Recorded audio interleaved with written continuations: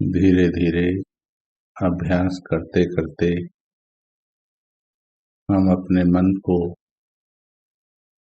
कोई भी आदत में ढाल सकते हैं।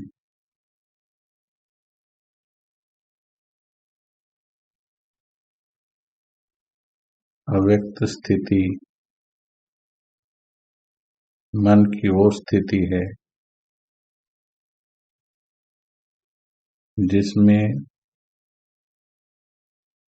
हमारे मन को संसार की बातें, संसार के आकर्षण,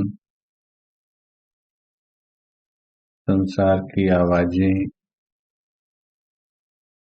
आकर्षित करना बंद हो जाती है। जैसे भक्ति में खोए हुए भक्तों को उनको दी हुई गालियां भी असर नहीं कर पाती थी। एक ऐसा पावरफुल ऑरा पैदा हो जाता है। ऐसे ही जैसे जैसे ये शांति की ओर बढ़ता है दिल और दिमाग, अव्यक्त स्थिति की ओर बढ़ते हुए ये दिमाग की वाइब्रेशंस बिल्कुल शांत हो जाती हैं। ऐसा लगता है जैसे कोई आवाज ही नहीं हो रही। जैसे कई बार सुन्न अवस्था हो जाती है।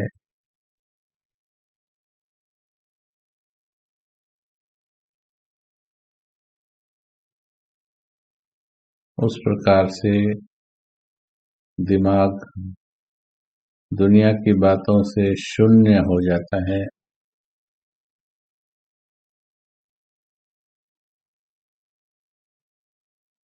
और दिल बहुत सुंदर महसूस करता है।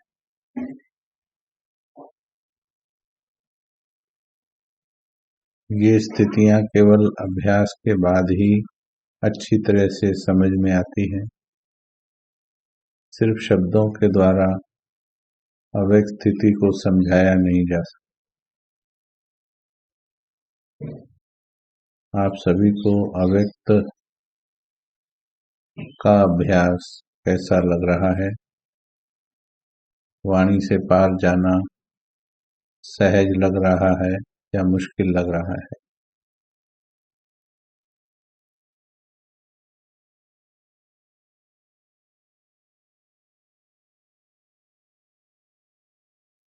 बाबा की वाणी की गहराई कुछ समझ में आ रही है, ये भी लिखें।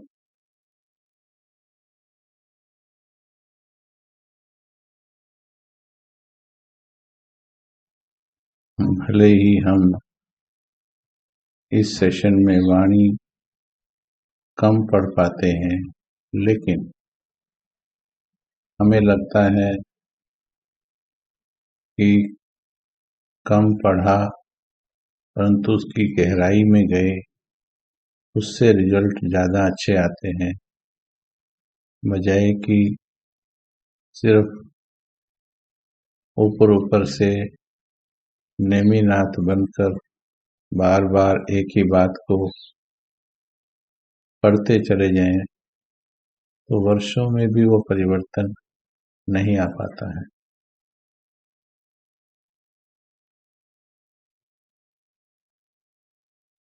आज हम जिस वाणी का अध्ययन करेंगे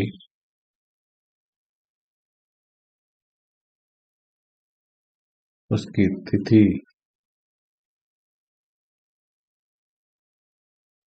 18 मार्च 1971, 18 मार्च 1971 की वाणी को आज हम अध्ययन आरंभ कर रहे हैं। देखते हैं आज पूरी होती है या इसमें भी समय लगता है।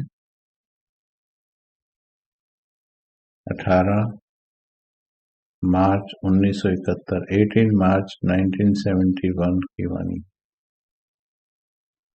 वाणी का टाइटल। अब सभी अव्यक्त अवस्था में बैठ जाएं। बाबा की वाणी को कैच करने वाली अवस्था में। विजयी बनने के लिए, विजयी बनने के लिए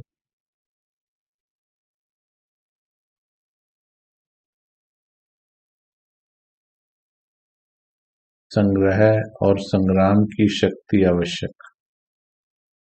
विजयी बनने के लिए संग्रह और संग्राम की शक्ति आवश्यक है।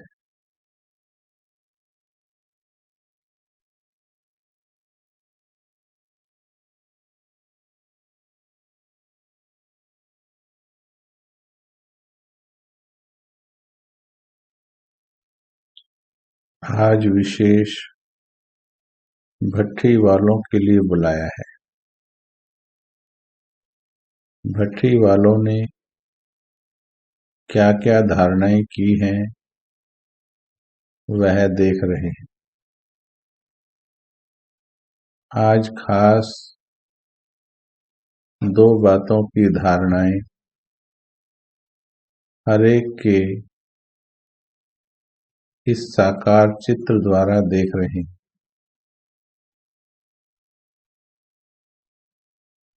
भट्ठी वालों ने क्या क्या धारणाएं की हैं वह देख रहे हैं। आज खास दो बातों की धारणाएं हर एक के साकार चित्र द्वारा देख रहे हैं। दो शक्तियों की धारणाएं देख रहे हैं कि कहाँ तक हर एक ने अपनी यथाशक्ति धारणा की है, कि कहाँ तक हर एक ने अपनी यथाशक्ति कहाँ तक धारणा की है। वह दो शक्तियां कौन सी देख रहे हैं। एक तो है संग्रह करने की शक्ति, दूसरी है संग्राम करने की शक्ति।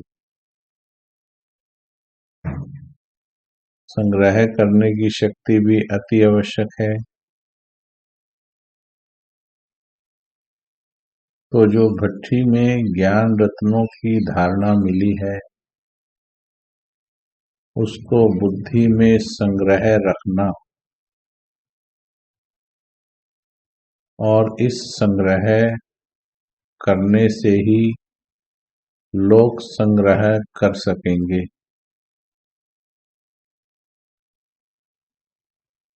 यानी जो भी ज्ञान बाबा दे रहे हैं उस ज्ञान को सही समय पर कार्य में आए, इसके लिए उसे बुद्धि में रिफ्रेश रखना है। जैसे एक उदाहरण आपको दें, हम अपनी किचन में हमारी माताएं सबसे आगे कौन से डिब्बे लगाती हैं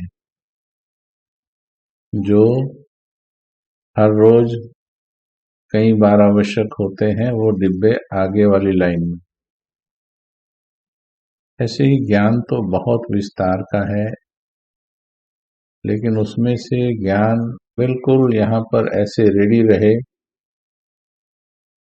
ताकि जब आवश्यकता हो एक सेकंड में यूज हो जाए।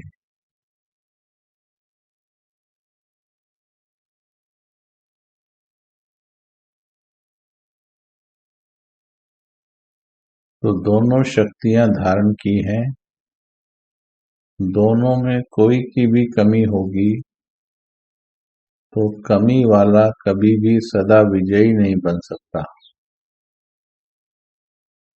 जिसमें जितनी संग्रह करने की शक्ति है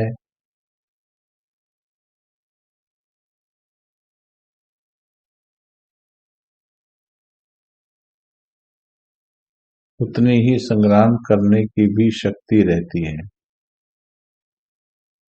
दोनों शक्तियां धारण करने के लिए भट्ठी में आए हो तो शक्ति स्वरूप बने हो। भट्ठी से कौन से वरदान प्राप्त किए हैं? भक्ति मार्ग में वरदान देते हैं पुत्रवान भव, धनवान भव। लेकिन इस भट्ठी से मुख्य वरदान क्या मिला? शिक्षक बने व मास्टर वरदाता भी बने। एक वरदान मिला शक्तिवान भव,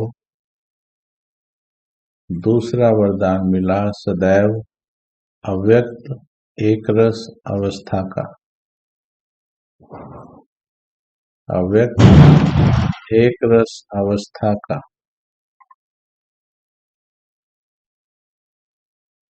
इन दोनों वरदानों में दोनों ही बातें समाई हुई है। यह दोनों ही वरदान प्राप्त करके संपत्तिवान बनकर अपना प्रैक्टिकल सबूत दिखाने के लिए जाना है। ऐसे नहीं समझना कि घर जा रहे हैं, वह अपने स्थान पर जा रहे हैं। ऐसे समझना है जो शक्तियां या वरदान लिए हैं उन्हों को प्रैक्टिकल करने के लिए विश्व स्टेज पर जा रहे हैं। स्टेज पर एक्टर को कौन सी मुख्य बातें ध्यान में रहती हैं? स्टेज पर एक्टर को कौन सी बातें मुख्य ध्यान में रहती?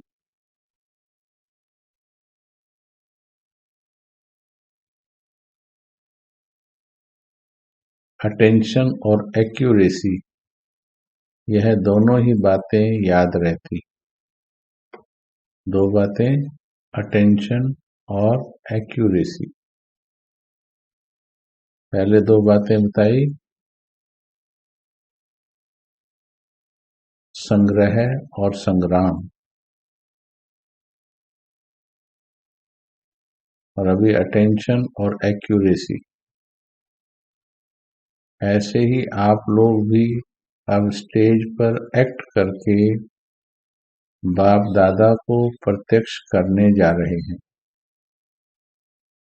तो यह दोनों ही बातें याद रखना, हर सेकंड, हर संकल्प में अटेंशन और एक्यूरेट, अटेंशन और एक्यूरेट। चलिए थोड़ा सा इस पर चिंतन करते हैं।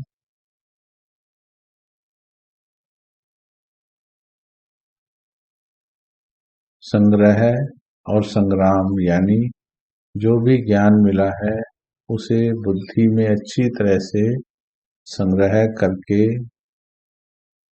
और उसे कार्य व्यवहार में, लोक संग्रह में, सेवाओं में इस्तेमाल करना, वो संग्राम की शक्ति होगी। संग्रह और संग्राम। संग्राम का भले ही मतलब युद्ध होता है, बट यहाँ कर्म क्षेत्र में उन शक्तियों को यूज करना, जो ज्ञान हमने पाया है उसको सेवा में लगाना। दूसरे दो शब्द बताए, अटेंशन और एक्यूरेसी, यानी हर सेकंड का अटेंशन और एक्यूरेसी की बात बाबा ने कही है। इसके लिए हमें ये बात ध्यान में रखनी है, जो हम बार बार यहाँ प्रैक्टिस कराते भी हैं, कि इस विश्व नाटक में जो भी एक्ट चल रही, जैसे अभी हम सभी हर सेकंड कोई ना कोई एक्ट कर रहे हैं, वो वन शॉट में ही रिकॉर्डिंग हो रही है। उसमें कोई रिहर्सल और उसमें कोई एडिशन या एडिटिंग नहीं हो सकती, सुधार नहीं हो सकता है, बिगाड़ भी नहीं हो सकता है। तो ये हमेशा हम माइंड में फीड कर दें कि हर घड़ी का जो एक्ट है ये मेरे पार्ट को लिख रहा है, इसलिए मुझे हर एक्ट को, छोटा सा एक्ट भी जैसे अभी बोलने का चल रहा है, इसमें बेस्ट से बेस्ट पार्ट मुझे प्ले करना है, अटेंशन रखना है और एक्यूरेट बनाना है उसको, पार्ट को।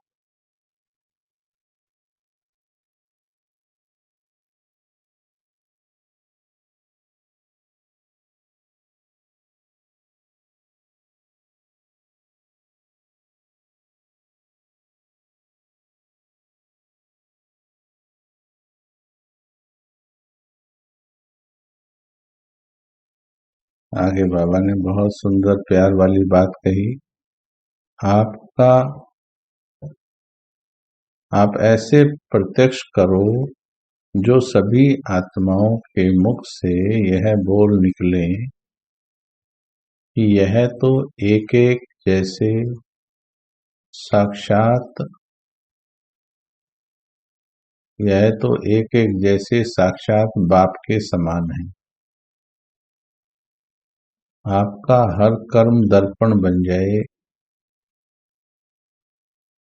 जिस दर्पण से बाप दादा के गुणों और कर्तव्य का दिव्य रूप और रूहानियत का साक्षात्कार हो। लेकिन दर्पण कौन बन सकेगा?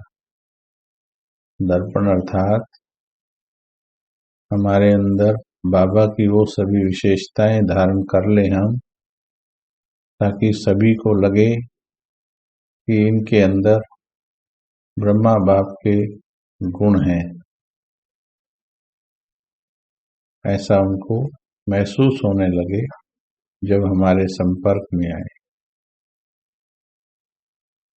लेकिन दर्पण कौन बन सकेगा? जो न सिर्फ संकल्पों को, लेकिन इस देह विमान को भी अर्पण करेगा। न केवल संकल्पों को, इस देह विमान को भी अर्पण करेगा। जो देह विमान को अर्पण करता है उसका हर कर्म दर्पण बन जाता है।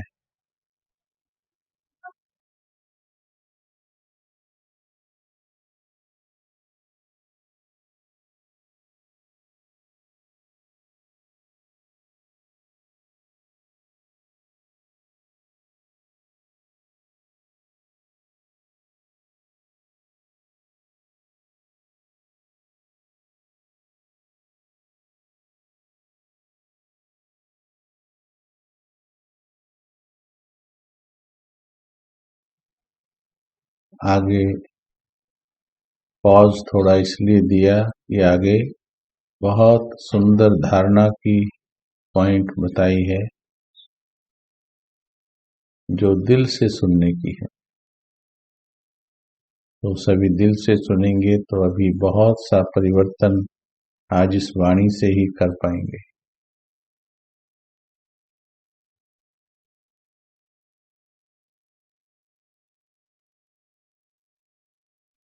जैसे कोई चीज अर्पण की जाती है, जैसे कोई चीज अर्पण की जाती है,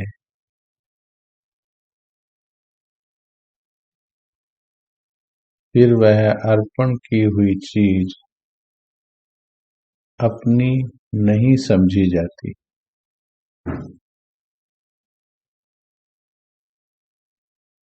तो इस देह के भान को भी अर्पण करने से जब अपनापन मिट जाता है तो लगाव भी मिट जाता है। ऐसे समर्पण हुए हो देखिए, ये बात हम वर्षों से सुनते आ रहे हैं, वर्षों से सुन रहे हैं कि देह अभिमान विकारों की जड़ है। लेकिन फिर भी देह अभिमान छूटता क्यों नहीं है? उसका कारण यही है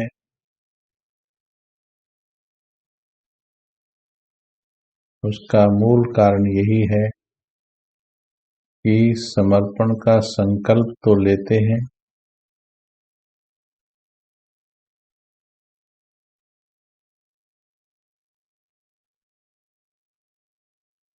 परंतु बाद में फिर वापस ले लेते हैं या आ जाता है। अब यहाँ थोड़ा इसको समझना है। ले लेते हैं या आ जाता है, क्या कहेंगे इसको? ले लेते हैं या आ जाता है, दोनों का मतलब क्या है? जो हमने एक बार कह दिया, बाबा मैं आत्मा हूँ, मैं देह देह भी तुम्हारी है, फिर भी वो क्यों आ जाता है? थोड़ा उस पर हम अनुभूति करेंगे।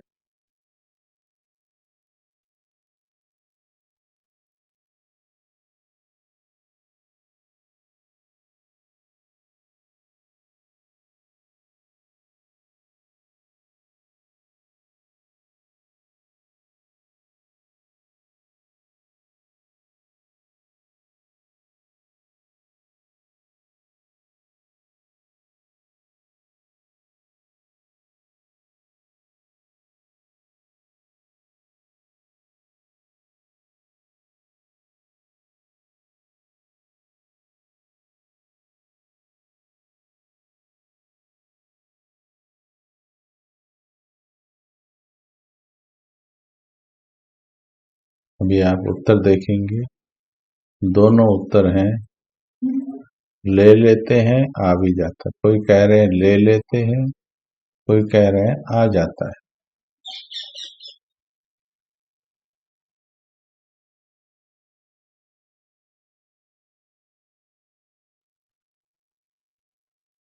हाँ, ले लेते हैं।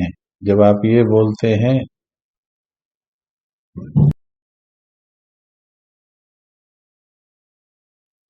तो आपने जिम्मेवारी स्वीकार कर,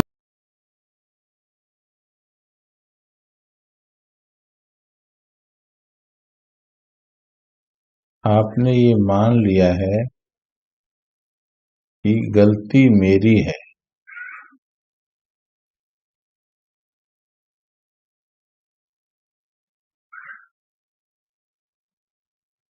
और जब कह रहे हैं आ जाता है, इसका मतलब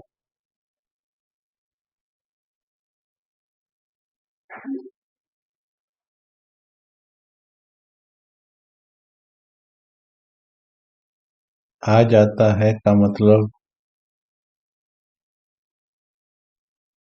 आ जाता है का मतलब बताएंगे?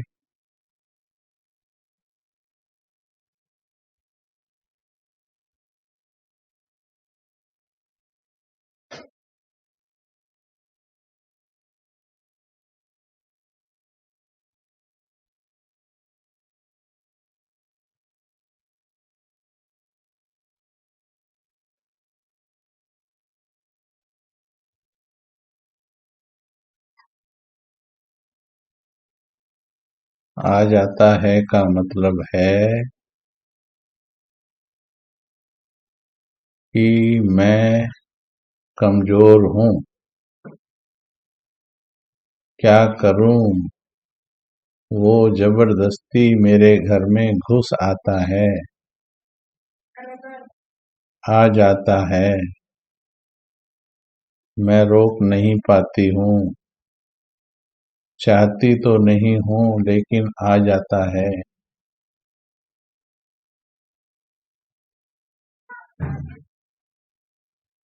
ले लेते हैं, जब आप ये कह रहे हो तो इसका मतलब स्वीकार कर रहे हो कि हाँ ये मेरी गलती है और मुझे नहीं करनी चाहिए, पर मैं कर लेती हूँ, मैंने किया है। आपने एक्सेप्ट कर लिया है। आ जाता है मतलब कि चाहती नहीं हूं मैं, मन नहीं चाहता लेकिन आ जाता है, ये है कमजोरी। तो इन दोनों में से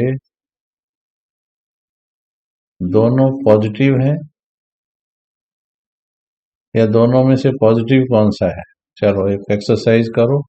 ऐसे हमें थॉट सेलेक्ट करने नहीं आते हैं, इसलिए हार हो जाती है। थॉट्स को श्रीमत के अनुसार अटेंशन के द्वारा सेलेक्ट करेंगे तो जीत होती चली जाएगी।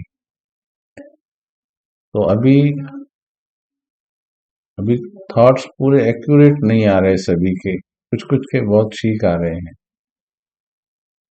तो दोनों में से बताइए कौन सा पॉजिटिव है?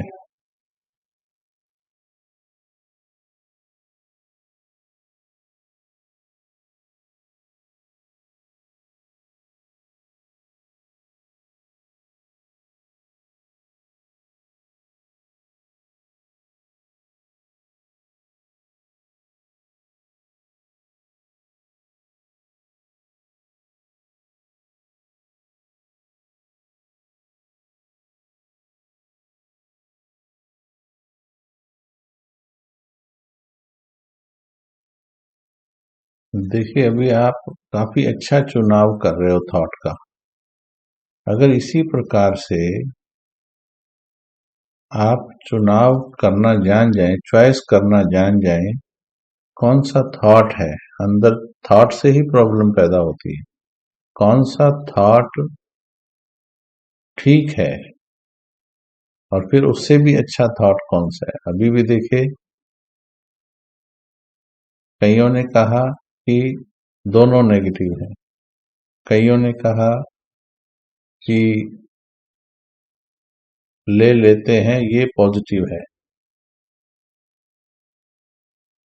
परंतु किसी ने भी नहीं कहा, मेरी नजर में नहीं आया कि दूसरे वाला आ जाता है, आ जाता है ये पॉजिटिव है, ये किसी ने भी नहीं कहा। अब अगला उत्तर दीजिएगा, जब हम जीवन में फेल होते हैं तो फीलिंग क्या है? फेल होने पर फीलिंग क्या होती है? उस वक्त, उसी वक्त जब होता है, गलती बार बार हो रही है, तो फीलिंग क्या होती है? एक नंबर डालकर अब फीलिंग लिखोगे। मानो कोई गलती हो गई आपसे, आपने संकल्प लिया, फिर हो गई, फिर संकल्प लिया, फिर हो गई, फिर संकल्प लिया, फिर हो गई, तो फीलिंग क्या आती है?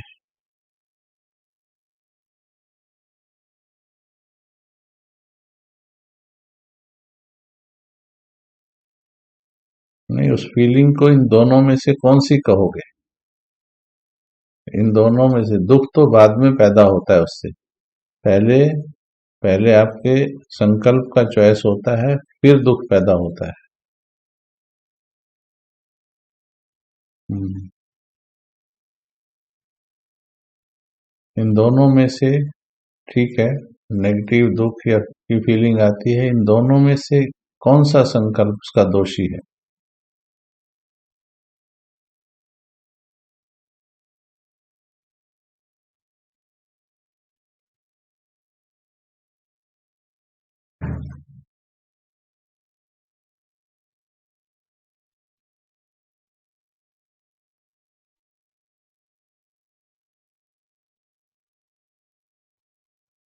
ये जो आप लिख रहे हैं फीलिंग, इसका दोषी ये दूसरे वाला थॉट ही है कि खुद को असहाय महसूस करना। आ जाता है, क्या करूं, खुद को असहाय महसूस करना, वो उसका कारण होता है। अब बीज कहां पर निकला देखो, बीज, जड़, बुराई की जड़ कहां पर निकली? अटेंशन देने से पता लगा कि ये जो हम कहते हैं आ जाता है, कई बार मुख से नहीं बोलते हैं पर अंदर फील कर रहे होते हैं, क्या करूं, इतनी मेहनत करती हूँ फिर भी आ जाता है। ऐसे ये फीलिंग, ये वाली फीलिंग, ये फीलिंग हार का कारण बनती है। अभी ये फीलिंग की बजाय कि आ जाता है, अब थॉट बताओ क्या थॉट आना चाहिए? दुख, पश्चाताप, ये तो उससे पैदा होते हैं बाद में। ये थॉट की रॉन्ग चॉइस के कारण फिर दुख पैदा होता है, निराशा पैदा होती है, पश्चाताप पैदा होता है, परेशानी पैदा होती है, हलचल पैदा होती है, दिल शिकस्ती पैदा होती है, बहुत कुछ पैदा होता है। लेकिन जड़ जो है आ जाता है। अब इसका समाधान बताइए।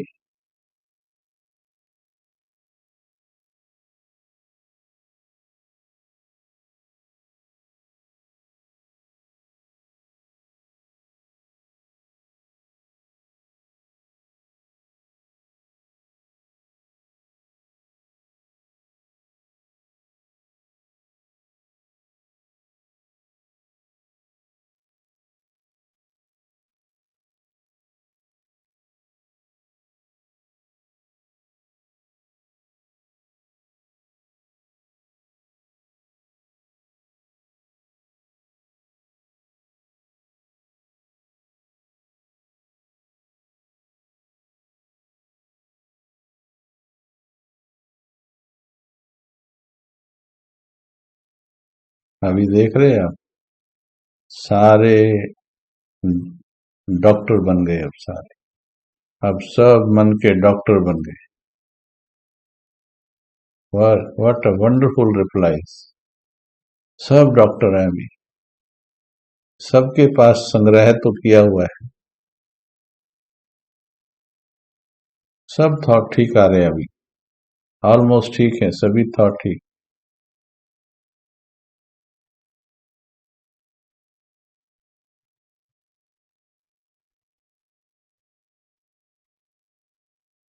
तो ये ऑपरेशन अपना खुद करना आना चाहिए।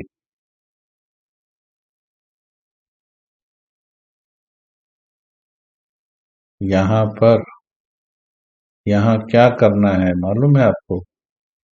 जैसे ही कहीं पर बात वापिस आती है, कोई बात रिपीट होती है, कोई बात रिपीट होती है, तो क्या करना है अभी बताते हैं हम आपको। अभी भी एक थोड़ा जवाब ठीक आए हैं, एक्यूरेट जवाब, फुल जवाब नहीं आया अभी। चलो 1 मिनट और देते हैं। परफेक्ट जवाब बताइए, परफेक्ट जवाब बताइए।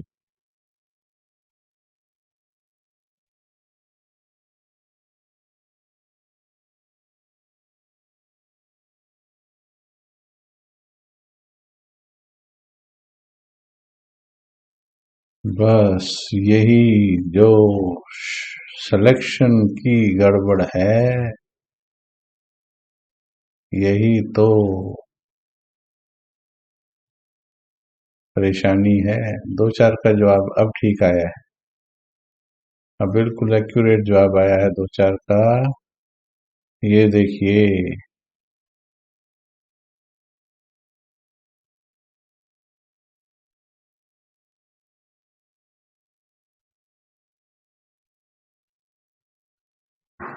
सर्वशक्तिवान की संतान में मस्तक में विराजमान प्रकाशवान मैं, मास्टर सर्वशक्तिवान जिसका पिता स्वयं भगवान, मैं ऐसी प्रकाशवान आत्मा हूँ। नशा चढ़ जाए,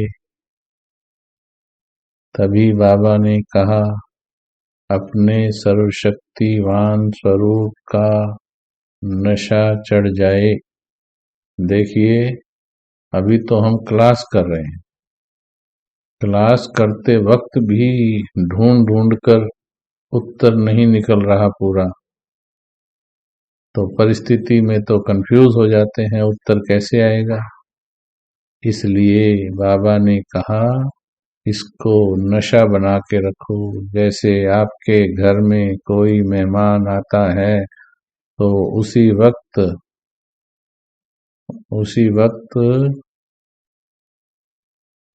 बगीचे से फल तोड़कर जूस नहीं निकाला जाता है, रेडीमेड जूस रखा जाता है, ताकि गिलास में डाला पिला दिया। ओम शांति।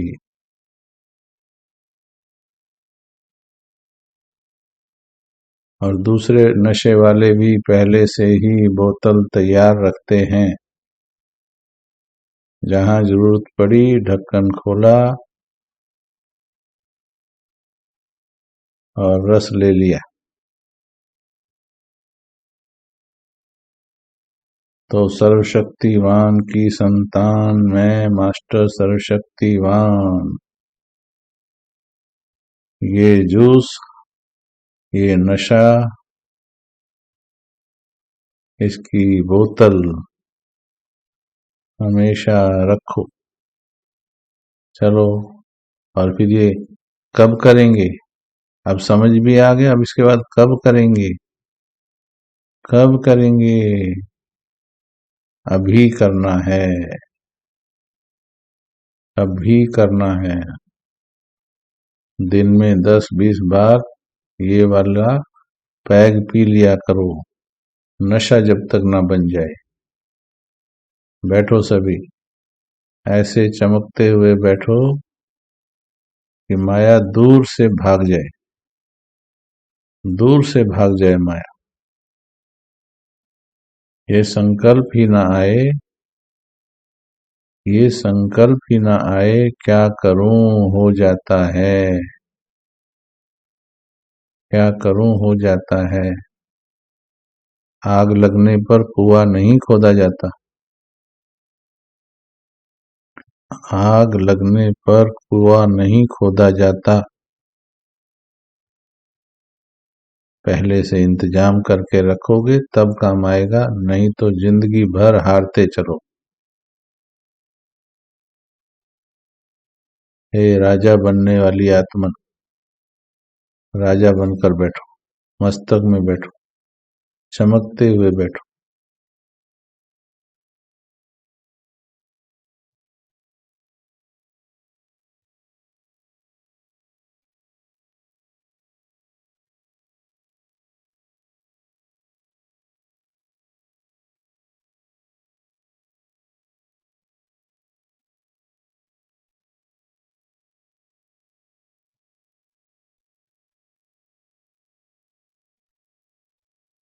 प्रजा बनना है, दास दासी बनना है, तो बैठो ढीले, भटकने दो मन को, जाने दो इधर उधर। अगर राजा बनना है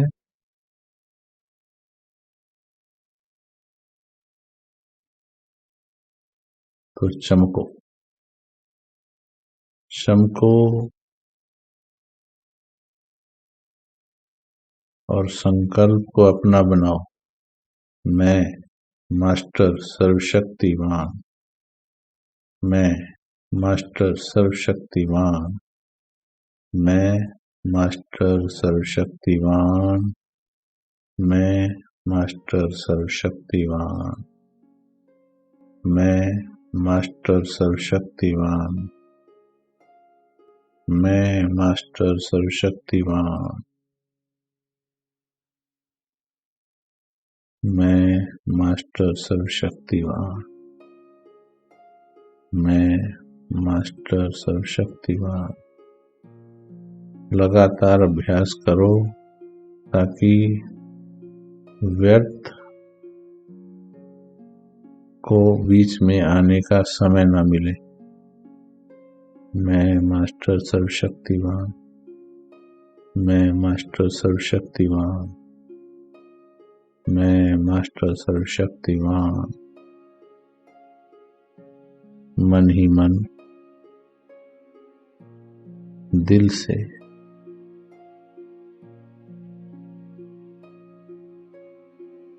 ऐसे अभ्यास जो दिल को सुन रहा हो ऐसा अभ्यास करना है। जो दिल को सुन रहा हो ऐसा अभ्यास करना है।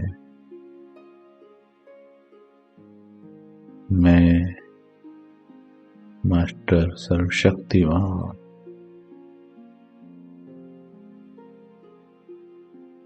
दिमाग को तो कई वर्षों से मालूम है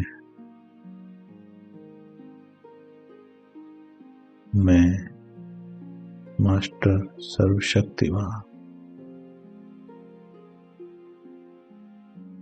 मैं मास्टर सर्वशक्तिवान।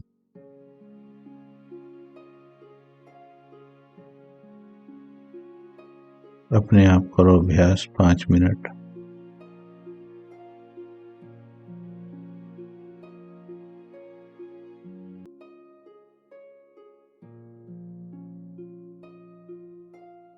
आप केवल मस्तक को चमकता हुआ देखो। ऐसा फील करो मैं बाबा के समान शक्तिशाली चमकती हुई ज्ञान सूर्य आत्मा अपार शक्तियों की स्वामी हूं। इस एहसास में बैठते रहोगे, सारी शक्तियां समय पर कार्य करने लगेंगी। आपको अपने आप याद आने लगेंगी। कौन सी शक्ति का अभ्यास करना, ये भी आपको समझ में आने लगेगा।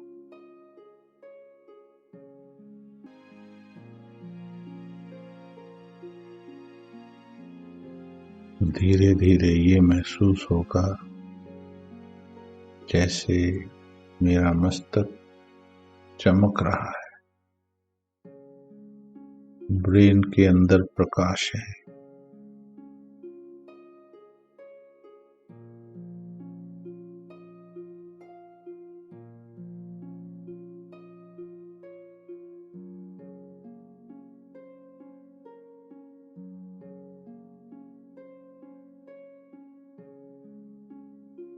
मेरा मस्तिष्क भी प्रकाशित है। माथे के सारे बल दूर हो गए। जब कभी खुशी मिलती है तो माथे के बल कैसे साफ हो जाते हैं। बस भगवान मिला हुआ है, माथे में सोच के बल साफ कर लीजिए। तुम्हें कुछ सोचना ही नहीं, तुम एक बच्चे की तरह निश्चिंत माथा बनाओ, निश्चिंत मस्तक बनाओ। बच्चे के मस्तक पर कभी कोई शिकन नहीं होती। तुम भगवान के बच्चे हो, शिकन दूर कर दो। शिकन यानी wrinkles on the forehead. No wrinkles on the forehead. क्या करूं, कैसे करूं। अभ्यास दिल से करो। बाबा ने कहा समाने वाले बनो, समाने वाले बनो, सुनने वाले नहीं।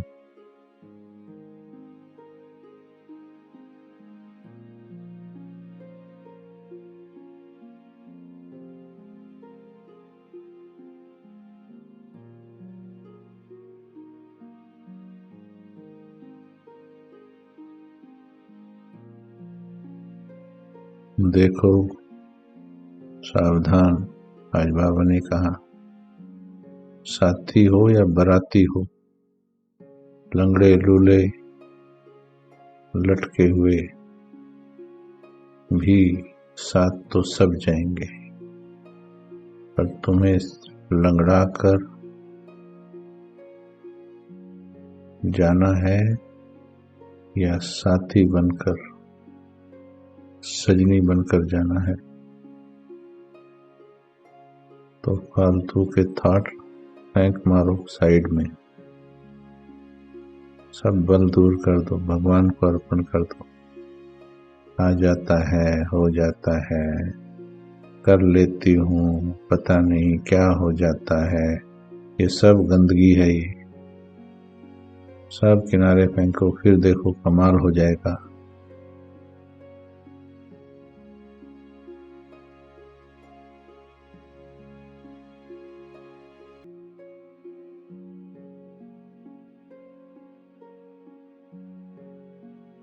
साथी आ जाओ, मदद कर।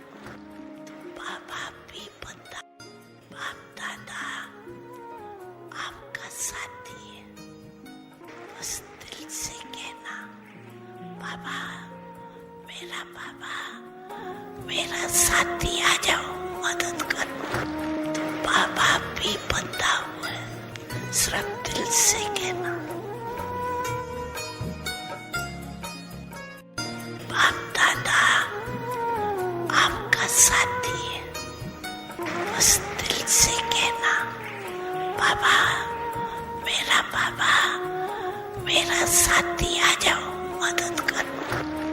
बाबा भी बंदा हुआ है, सिर्फ दिल से कहना। बाप दादा आपका साथी है, बस दिल से कहना, बाबा मेरा साथी आ जाओ, मदद कर। बाबा भी बंदा हुआ है, सिर्फ दिल से कहना। बाप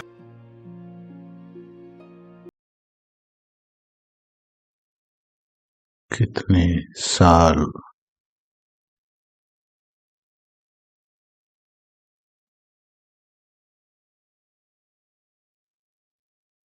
पिचासी तो हो गए,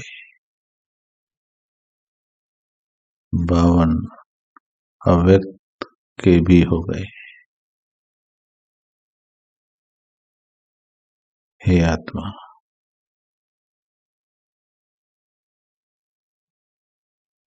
कितने साल उसे और बोलना पड़ेगा तुम्हें यकीन दिलाने के लिए?